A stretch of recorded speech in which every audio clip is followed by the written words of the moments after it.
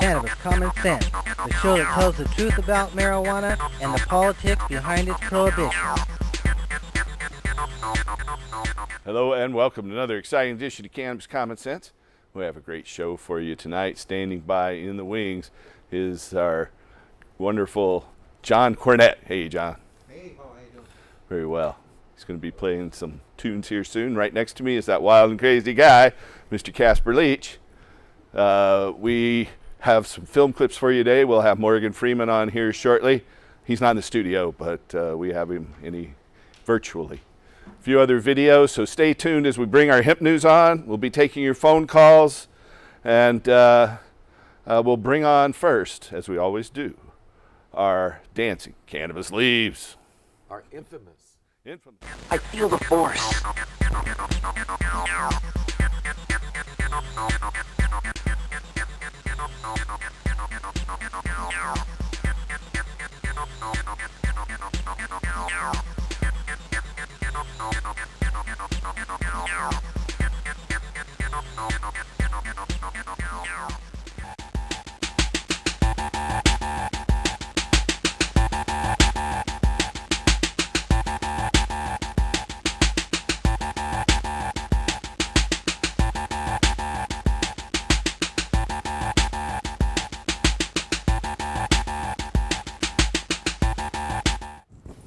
All right. Very few of you probably know that back in the 1997 session, I worked for Senator Kate Brown, who is now the Oregon governor. And just last Monday, Governor Kate Brown signed a bill to officially remove a 2-year residency requirement for marijuana business applicants, opening the door for out-of-state cannabis processors, producers, and retailers. Between California with its drought and unregulated market and Washington with its harsh regulations, marijuana merchants will now find it quicker and easier to do business in Oregon. Several other major changes were implemented in the bill. Veterans will be able to purchase their medical marijuana cards for $20 per year instead of the regular fee of $200. Casper and I are veterans. Yay. Hey, Casper. All right. All marijuana businesses will now be allowed to deduct business expenses under the federal tax code previously not allowed. Medical marijuana will be treated the same as prescription drugs when setting conditions for people on pretrial release. Medical marijuana patients will be able to use their completed OMMP, or Oregon Medical Marijuana Patient Application, to purchase tax-free medicine from stores. These positive changes in marijuana legislation are proof that Oregon is listening to what its citizens want. Thank you, Kate. Washington State Senator Kerry Cardata of Chelan, Washington, is a straight-shooting, libertarian-leaning Republican, and he calls it as he sees it. He's very unhappy with Washington's Governor Jay Inslee.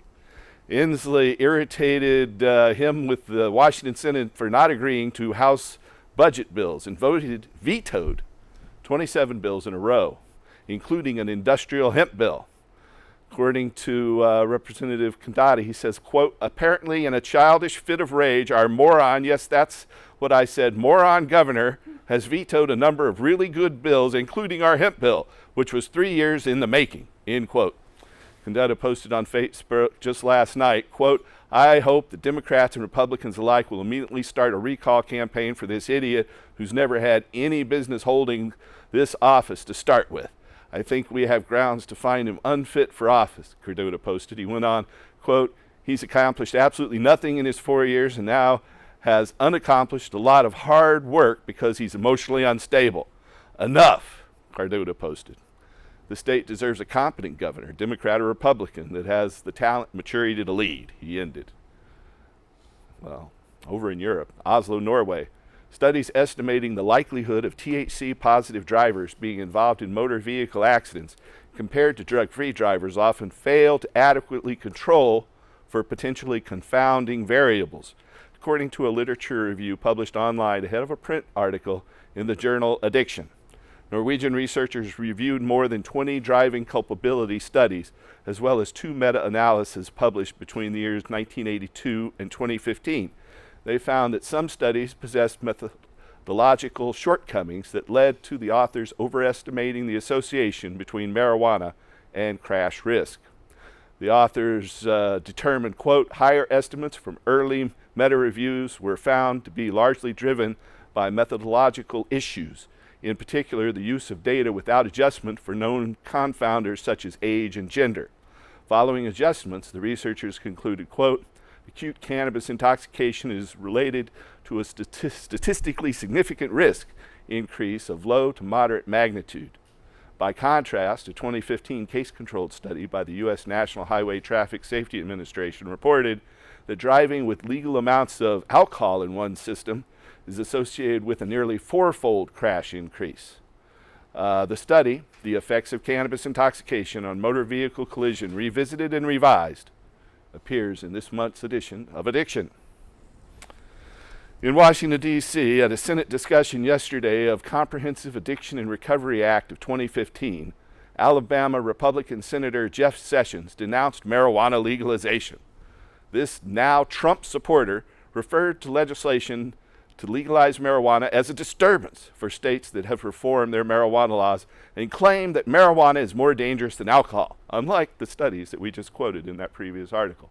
While most lawmakers were assembled to discuss the current growing epidemic of opioid use and heroin addiction in the United States, Senator Sessions was more into criticizing the Obama administration and its permissive stance on cannabis legalization. Senator Sessions says, quote, you have to have leadership from Washington. You can't have the President of the United States of America talking about marijuana. You're sending a message to young people that there's no danger in this process. It is false that marijuana use doesn't lead people to more drug use. It's already causing a disturbance in the states that have made it legal, end quote. That disturbance has led to a reduced number of driving under the influence convictions and arrests, a decrease in violent crimes, and lower prison populations in states that have adopted legalization. Early last week, Senator Sessions became the first sitting senator to endorse Donald Trump for president during a Republican rally. Well, there's another fellow from Alabama that has a different view on marijuana. And we have a little video now from that actor who's played everyone from Shawshank Redemption to God. Here's Morgan Freeman. One of your fans wanted to ask about your love of marijuana, and another wants to know your favorite strain. I'm not that much of a connoisseur, so I don't know what strains are. If you have some good smoke, try this, yeah. You think it's going to be legal everywhere? Yeah, I do. It ought to be. Yeah, it has to be. They can't continue to say that it's a dangerous drug, but it's safer than alcohol. It's a lot safer. Yeah. Watch new episodes of Larry King Now, Monday, Wednesday, and Friday.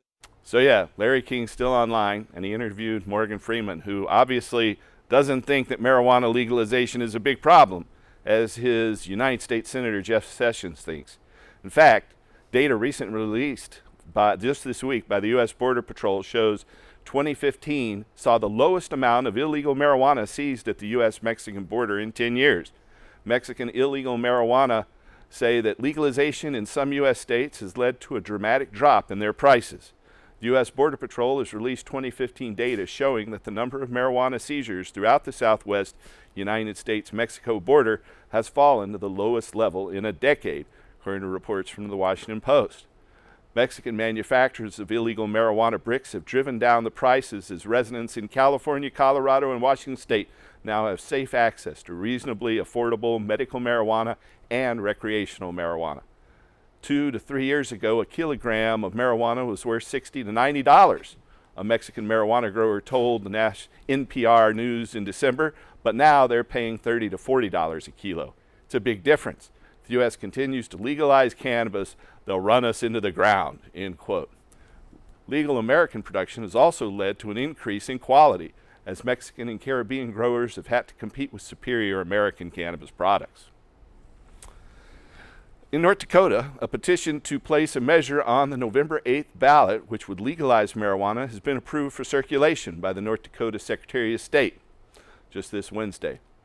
The sponsoring committee will need to get at least 13,452 valid voter signatures from North Dakota voters in order to qualify for the ballot this fall.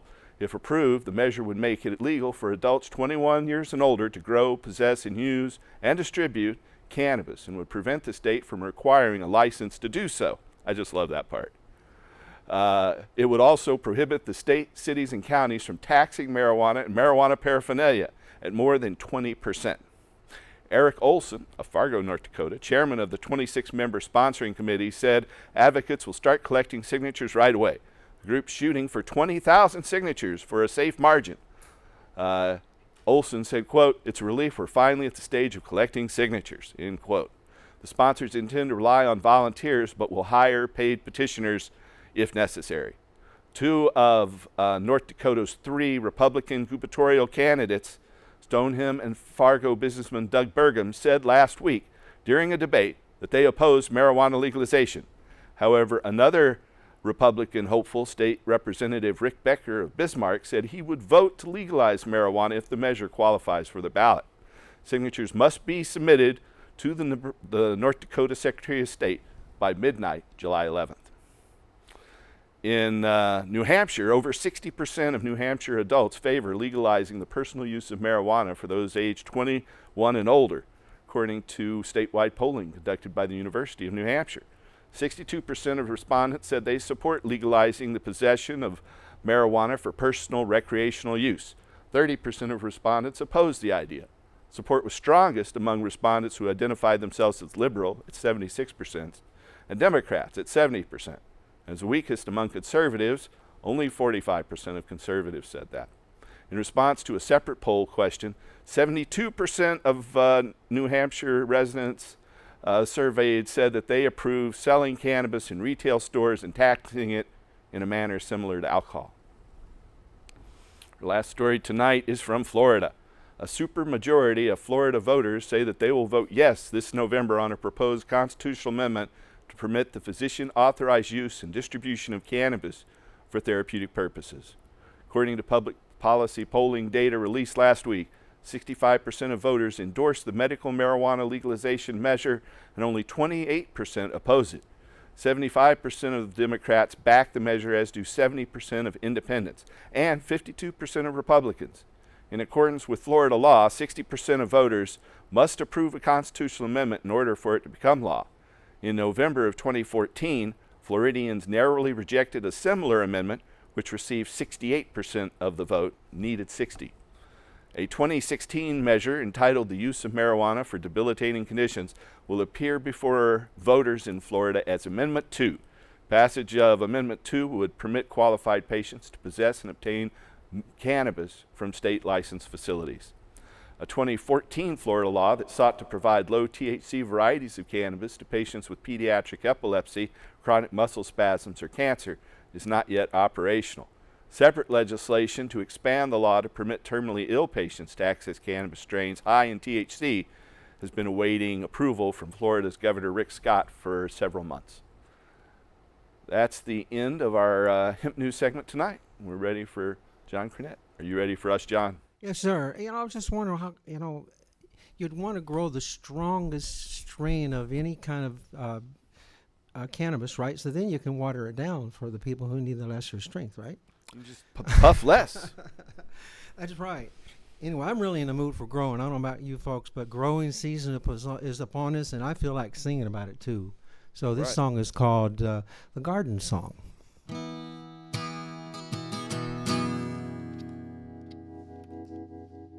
Turn up my volume.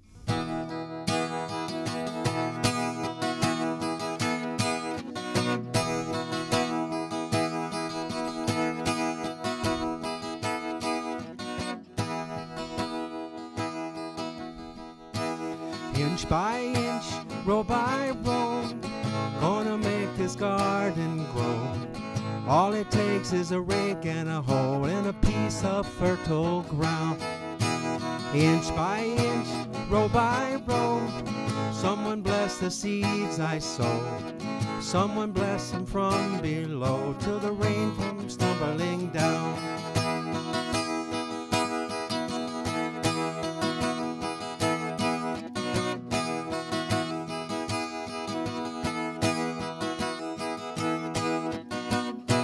Pulling weeds, picking stones, of dreams and bones.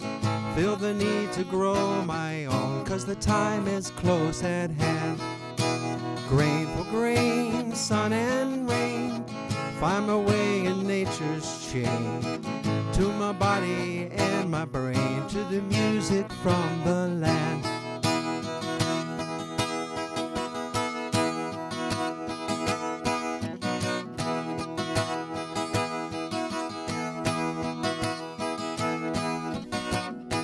Plant your rose straight and long, thicker than with prayer and song. Mother Earth will make you strong if you give her love and care. Old crow watching hungrily from his perch in yonder tree. In my garden I'm as free as my feathered thief up there.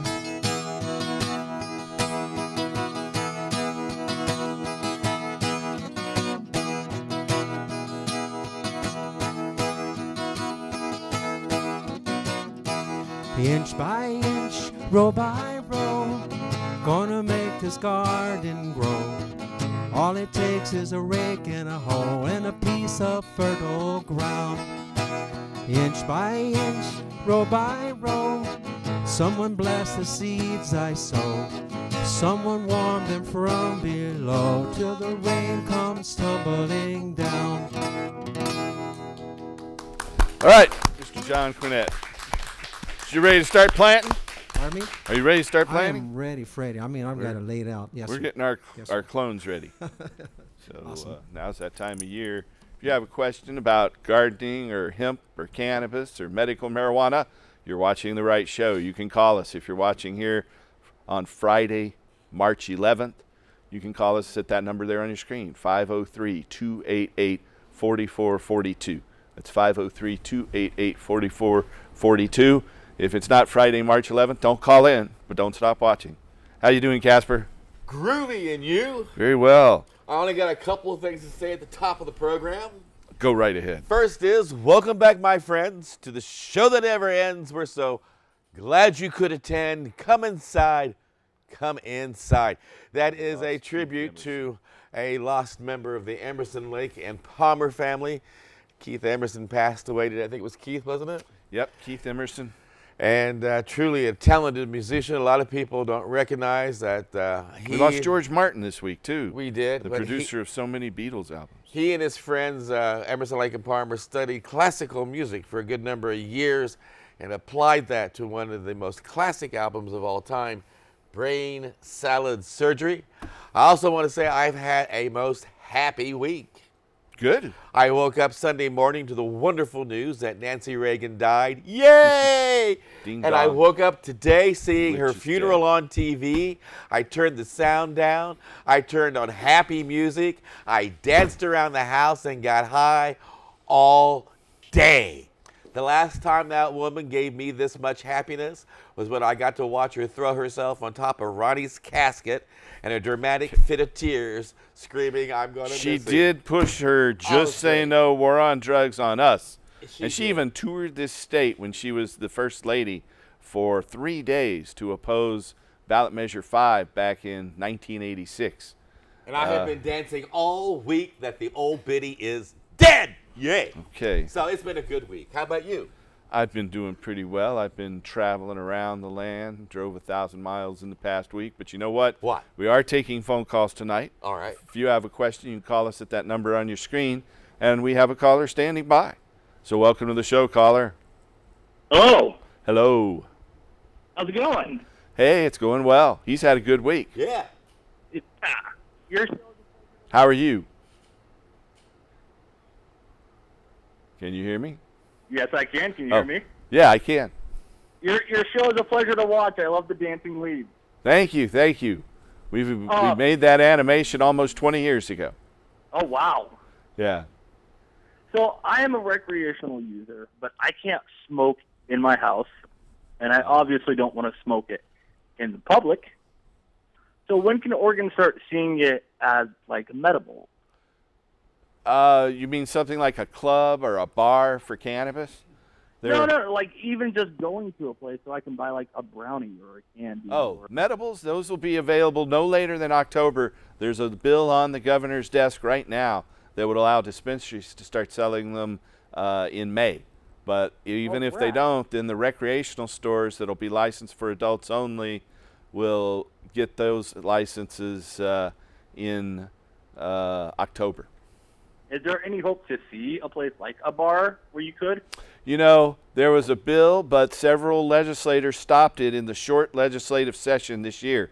So a number of businesses here in Portland have been attacked on the indoor air quality standards. And so they've been given notice that they will be fined $500 a day. So the other spot, which was over in Southeast Portland, closed down back on New Year's Day. And Madeline Martinez at the world famous Cannabis Cafe, she kept the fight going until just this week, and she's closed down. There is one club, the Northwest Cannabis Club at 13th and Southeast Powell, that remains open. They've built a outdoor area to smoke in the back, and so you come inside and get warm, or in the summer cool in the building and buy food and stuff, but there's a enclosed smoking area outside. So I don't understand. They're trying to make that work. So that one remains open. Well, I think they've proven scientifically at these clubs, too, that the air actually is fresh enough and proper enough, except for when the police walk into the room. At that point, it begins to smell like a barn. Yeah. So I think we'll see them in the next legislative session next year.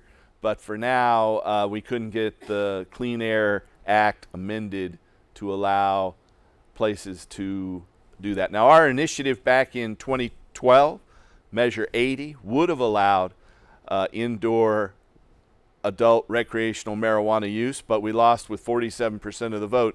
We didn't get that into Measure 91 in the 2014 vote, but that's where we're at today.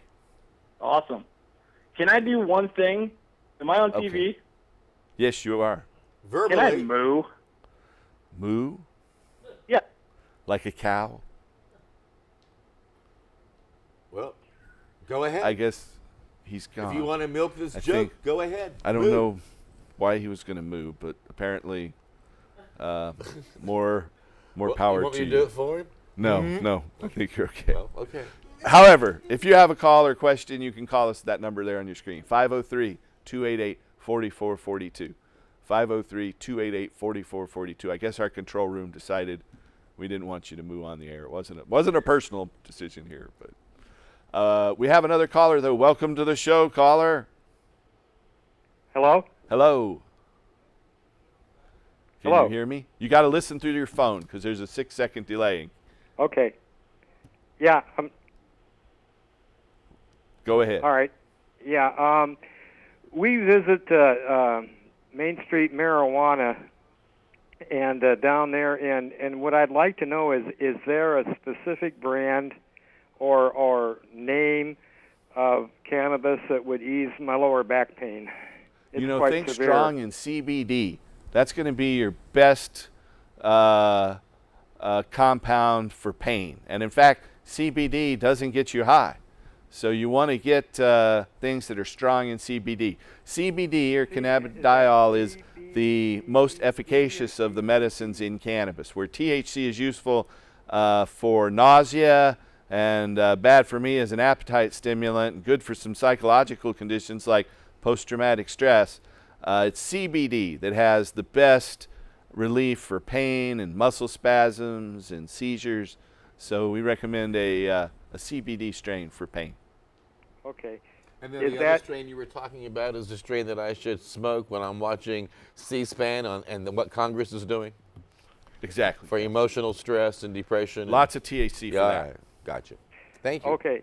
Just to be clear on it, that is CBD Exactly. or CBD? And that's an abbreviation of cannabidiol. But CBD. You got it right. D, right? D, as in D, diol. Cannabidiol. Okay, and Do you have any information on trying to get these marijuana, medical marijuana cards or whatever it is in the state of Washington, or doctors Yes. over here that can prescribe it? Yes, we have doctors who see patients all across the state. For people in Vancouver, there are Washington licensed doctors who will see you in Oregon. We have doctors in Olympia, Tacoma, Seattle, Port Angeles, Bellingham, Yakima, Wenatchee, the Tri-Cities, and Spokane that are waiting to see you if you call that toll-free number there on your screen. In fact, not just in Washington, but all over the United States, from Hawaii to the East Coast, we can hook you up with doctors who, as long as you have a valid qualifying condition, can help you get a medical marijuana permit. Just call us at 1-800-723-0188. That's 1-800-723-0188. If you're in Portland, you can call us locally at 503-281-5100. 503-281-5100. And there are some of the conditions that qualify there on your screen right now. Okay. Now, do I have to go to Portland to see them? Are you in Vancouver, Washington? Yes. The ones that we have, you'd have to drive into Portland to see them. It's not that far, though. It's closer than Olympia. All right. Thank you. All right, you're welcome. Just call that number, toll free, throughout the USA and Canada, 1-800-723-0188. We have doctors who are waiting to help you. We have another caller. Welcome to the show, caller. Hello? Are you there? Oh, I guess not. Homeland Security. Well, if They you got have dropped again. If you have a question or comment for us tonight, you can call that number that's now on your screen. That's 503-288-4442. 503-288-4442. What's that about Homeland Security? Well, come to think of it, too, I want to send my love out to Homeland Security. They spend a lot of time eavesdropping on our conversations and listening to the things that we do in our home. I figure it's about time that we recognize them as part of our family and let them know that we truly do care about them. So our love to everybody there at Homeland Security. We do appreciate you tuning in. And whatever it is that you learn here, please share with all your friends. Remember, legalize, regulate, educate. Yeah. We have another caller standing by. Welcome to the show, caller. Hello, caller. Well, it must be somebody from the deaf school. I don't know. I don't do sign language myself. Well, but that didn't offend anybody because they couldn't hear it. Okay. Well, we're going to try this one more time. Hello, caller. Hello, good evening. Hey, you're there. Yeah, Good. Yeah, I had a question and a couple of comments. My question was regarding a previous caller's question about the clubs, like World Famous and such. Yeah. As far as I know, those were ones that where you had to pay at the door. So Yeah. what I want to ask is that what Kinda if you have like an actual private club where it's like a due-paying membership, you have people's names on the roll, would those kind of clubs, I would think, would be exempt from the clean air thing and stuff? I think so. You know, we have our after-show party. We don't charge money at the door, but we consume quite a bit of cannabis in our office. But it's not, you know, something we advertise or anything except here on this TV show. Sure, okay. Great. We only do it on Friday night, though. But boy, do we get high. A couple of comments about Nancy Reagan. I don't want to say anything too bad, but because I spent enough Like time. he did. That was almost her and her offensive, wasn't husband. it? He can be that way. Well, yeah, I'm an old punk rocker, so we particularly like a lot of things that the Reagan administration Yeah. did. And her, I remember when you first started smoking weed, it was in Eastern Washington. If the cops caught you with some weed, like a small amount, they just tell you to throw it on the ground and rub it in the dirt. Yeah. And then after Reagan came on with all his deal, hot and heavy, then they're busting you for the same amount. I remember that well. I was a kid in Asheville, North Carolina, and I lived right by the Blue Ridge Parkway, which is federal property. The park rangers would come and find us smoking marijuana, and they'd go, "Are you guys drinking any beer? Well, if you're not drinking any beer, we aren't going to bother you, but watch out." Little did I know how bad the federal laws would have been if they had arrested us. But Oh, yeah. They used to just look the other way. They realized that alcohol was a lot worse. There's the Bites, even then, back in the 70s when the hippies were out. A show that's going to be a weekly show about marijuana. Yeah, there's a bunch of new shows out there. There's a conference coming up in October on new media and the internet and cannabis, and be speaking at that and talking about media and our show and hemp and other things. Okay, just one last statement is I want to give a shout out to my favorite shop in Portland. It's called Portland Cannabis Connection out on 39th and Gladstone. They have good prices. They sell their G's for about $10 to $8, and their Ace are cheap too. That's all high quality stuff. So. All right. Well, do me a favor and give them a shout out for me and tell them to go to timeforhemp.com and to hit the donate button. I know they're making a lot of money there, and we could use their support in raising the voice of the marijuana movement. At least come to our after show party and share some. Right. So please ask them to donate. Okay. I got that. I'll check that out. Thank you. All right. Cool. Thank you. Thank you. You guys have a good night. Let's see. So again, if you have a question or comment for us tonight, you can call us at that number there on your screen. I guess another caller standing by. Let's see if we can get them here on the line. Welcome to the show, caller. Hello. Hello. I'm wanting information on a safe, as in not get arrested, way to take medicine to Hawaii. You carry it in you have a Hawaii permit? No, I have an Oregon permit. Well, it's the people in Portland, if you're flying out with a small amount of marijuana to Hawaii, as I have done, and I've had them find it even, and I have a Hawaii permit too, though. But they won't bother you as long as you have an Oregon medical marijuana permit. You can fly with cannabis if you have an Oregon medical marijuana permit. Now, there's a sign in the Portland airport that says explicitly you cannot fly with recreational marijuana. But they say recreational marijuana on that sign at the airport. Doesn't say medical marijuana. So you can fly to Hawaii with it. You know, they don't search you when you land anyway. So they are now setting up dispensaries in Hawaii, but they don't quite have them yet. So I always fly with cannabis, and I've said it here on this show for many years, and I've had the TSA at the Portland airport even tell me they like my volcano. I always carry my vaporizer. So always in your carry-on. Yeah, I carry it on my carry-on, and it's best if you put it in a bag that doesn't have anything else in there that they might want to look at, and then you don't even have to deal with it. But yeah, I always carry it on. You can carry up to 1.5 pounds. Okay. And don't you, when the people help you with your luggage and get you around, don't you tip the airport staff with buds? No. Oh. Oh, yes. I got a special smell-proof bag, and because I found without that, every place along the way. One time I was flying to see my good friend Willie Nelson to Austin, Texas, and every place along the way, people commented how they could smell the marijuana. So they have smell-proof bags. Yeah. And dog searching in the airport or walking No. with You know, when you see dogs in the airport, they're looking for bombs. They're not looking for marijuana. Okay. So you don't have to worry about it. Okay. Thank you for your help. You're very welcome. Thanks for Good night. calling. I think we have another caller. Welcome to the show, caller. Not that line. Hey, yes, Paul. Hey. Mike Krawitz here with Veterans for Medical Cannabis Hey. Access. How y'all doing? Very well. Are you in Virginia? I am in Virginia, You're and at I'm home heading to in Vienna, Austria Virginia. tomorrow to go to the United Nations meeting, so I thought I'd check in and say hi. You're going to go to that UNGAS, or is it GASS? Or Yes, the UNGASS, United Nations General Assembly special session, is actually coming up next month.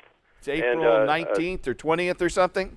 Yeah, right on 420, we're going to be descending upon the United Nations to let them know that it's time to end the war on drugs. So that's the UNGASS, the ungas. The last time I got ungas was when I drank the young cola. Yeah. So how are things go for our listeners and viewers who might not know? Michael Krawitz has been on this show several times and was instrumental in getting the Veterans Administration to allow veterans in the VA medical system to use medical marijuana in states where it's legal. Isn't that right, Michael? Yes, I've got an update on that if you'd like, Paul. Sure. It looks like this year we're poised to pass the Veterans Equal Access Amendment in the U.S. Congress. Your local Congressman Blumenauer, who is one of my personal heroes, championing that bill. It's an amendment that would force the VA to allow the doctors to recommend or fill out the forms for veterans to participate in the state medical marijuana programs. Great. That's just what we need. I know a number of VA personnel who wish they could do it, but they aren't allowed to. But at least now they don't have to punish the patients, based on their use of medical marijuana. And I've been wearing a bow tie couple on the little show. Notes on that, Paul. One is that although the policy directive expired or ran out on the end of January, we're told by the VA that the directive language itself does not go away unless it's rescinded. So the policy that it set into place is not going away. And the VA, we're told, is working on a new policy. And fascinating that we've now finally got the Congress to understand where the VA kind of is in this. And what it is there's no real pressure on the DEA to roll back its threats against the VA, even though no doctor out in the free world feels any real hesitation writing a recommendation or filling out the forms for a patient to participate in a state program. The DEA has never rolled back its threats against the VA, so they are in a unique position to be able to speak to Congress about the DEA's continued stranglehold on medical cannabis. I see. Well, that's great.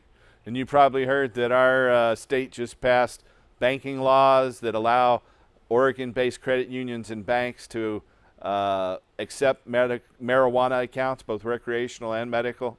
And you're putting great pressure on our U.S. federal government, who in the past was the traffic cop, if you will, of the international drug policy. Now they're having to go to the UN. We're going to be all at this Commission on Narcotic Drugs meeting next week, where we'll actually be setting up this UNGAS.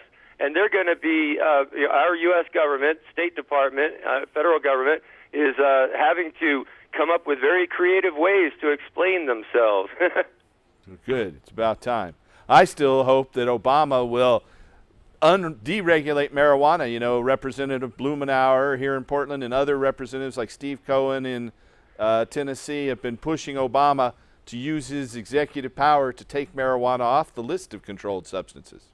Well, I don't know if you tell me if this is one step past that or not, but what Veterans for Medical Cannabis Access would like to see, years ago, not that many years ago, too, the president of Bolivia got up in front of the UN, pulled a coca leaf out of his pocket, which was somewhat of a protest, an illegal act, if you will, and made a protest at the United Nations saying that the coca plant was very important to his people, that they were using it for medicine, they were using it for various products that were very important to them. It was part of their cultural and their ritual practices and history, and it was wrongly prohibited.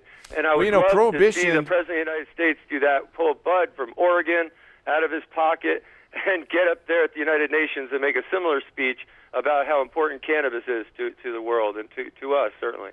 All right. Well, I salute you for getting in there. I have already committed to going to Marin County for 420 with Steve Hager and the Waldos, who started the whole 420 craze long ago, and they've got something at Terrapin Station that is going to celebrate that. So I can't make it to New York for the UN meeting, but I know a lot of people will be there.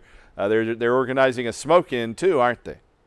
Well, the forces are coming together. Dana Beal is working hard in New York City. I know a lot of people listening to your show. Good friend of remember ours. Dana Beal. And there's another guy, Tom Angle from the Marijuana Majority is also working on that.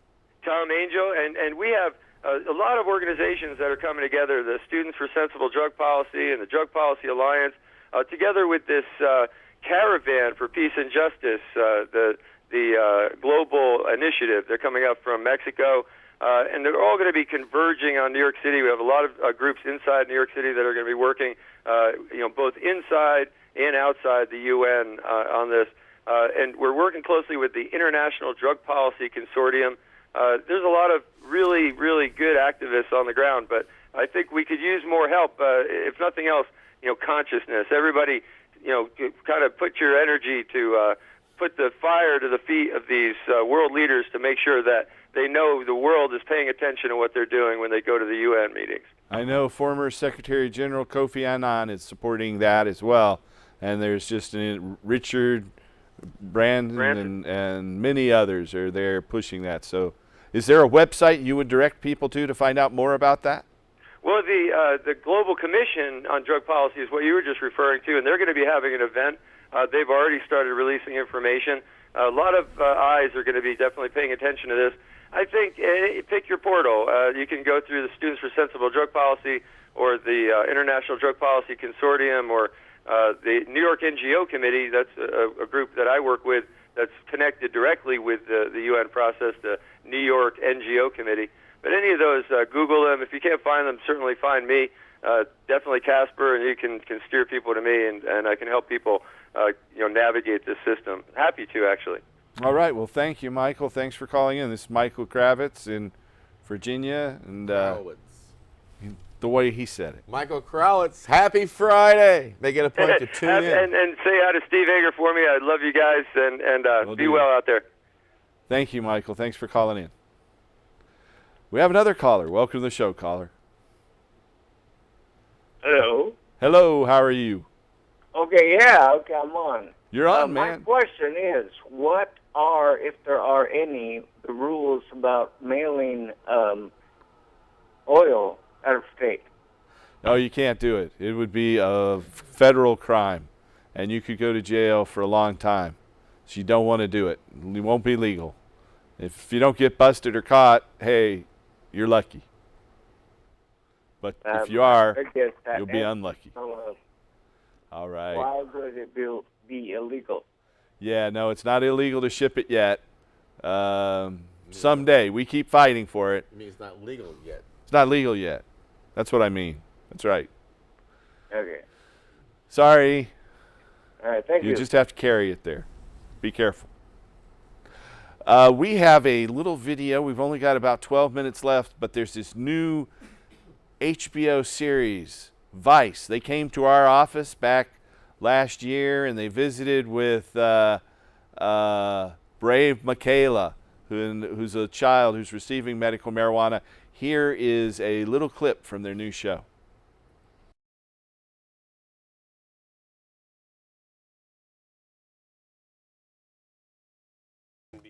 Okay, that was Krishna from the Vice program interviewing Oregon's own Brandon Chrysler and her mother and Brave Michaela. Thank you, Brandon and Michaela. They speak at our events, and we're very grateful for their pioneering getting this information out there. And Brave Michaela has been a guest on the Skunk Radio Hour on Time for Hemp and on the Hemp Works Radio Hour on Time for Hemp. And I think she's also been a guest on Leaf Radio on Time for Hemp. So, all right. Michaela's made a guest appearance on 3 different broadcasts on the Time for Hemp Global Broadcasting Network. There she is on HBO. And you can find them in our archives and download them for free.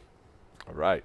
So, again, if somebody wants to get to your radio network. We are a radio network, or 24 hours a day, 7 days a week, all cannabis, all the time. And we're also on the Roku TV network. So if you got a Roku TV device, you can find us and watch us on your flat screen TV. We got over 20 hosts on the broadcasting network, giving you more than 60 hours a week of original content about the need to end prohibition. And we want you to come to timeforhemp.com, check out our editorial cartoons, check out all of our archives where you can find great MP3s to download and share with your friends. And that is exactly what you need to do with Time for Hemp, because we are best when you share us. So please go to timeforhemp.com and make it a point to let everybody know how important it is to end prohibition. Thank you, Casper. We are down to just 4 minutes left. But we will 4 try minutes, to 20 seconds. There you have it, 4:20. You know what to do. We have a caller who's standing by, though. Let's take that caller. Welcome to the show, caller. Hi. Hey. Was wondering if you could tell me where I could get seeds. You know, any of these medical dispensaries can sell you seeds, and they can sell you clones. So you can go to any medical dispensary, and they will sell you seeds, clones, and up to a 1/4 ounce of flowers. There's Now, 150 of them here in When you Portland. say a medical dispensary, do they have those here in Washington? Oh, Vancouver? yeah. So you're in Washington. Where are you at in Washington? Vancouver.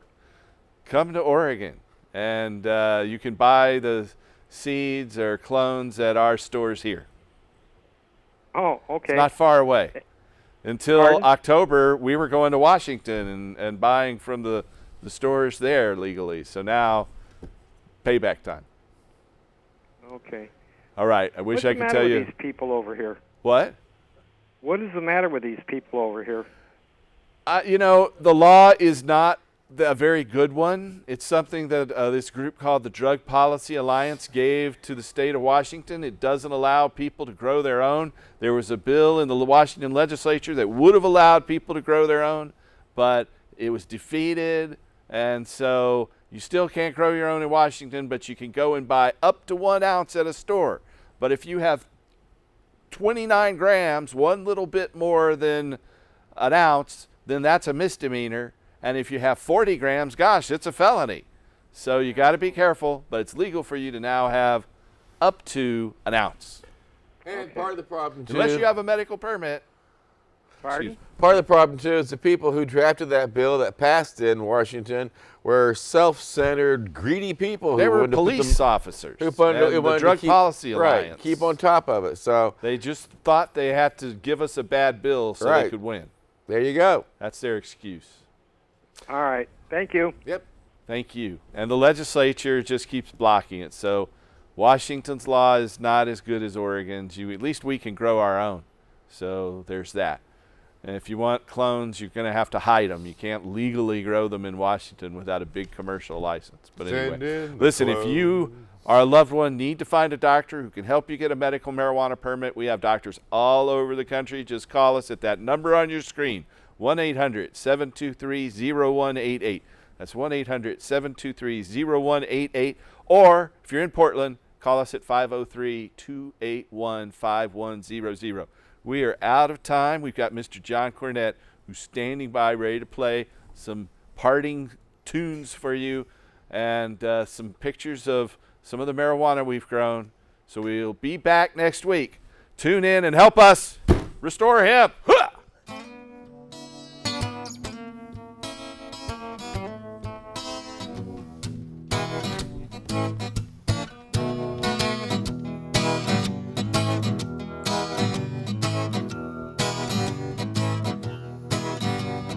Ganja.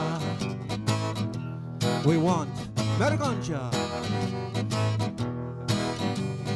Ganja. We want to grow better ganja. Stick it in the ground, water it down, better ganja.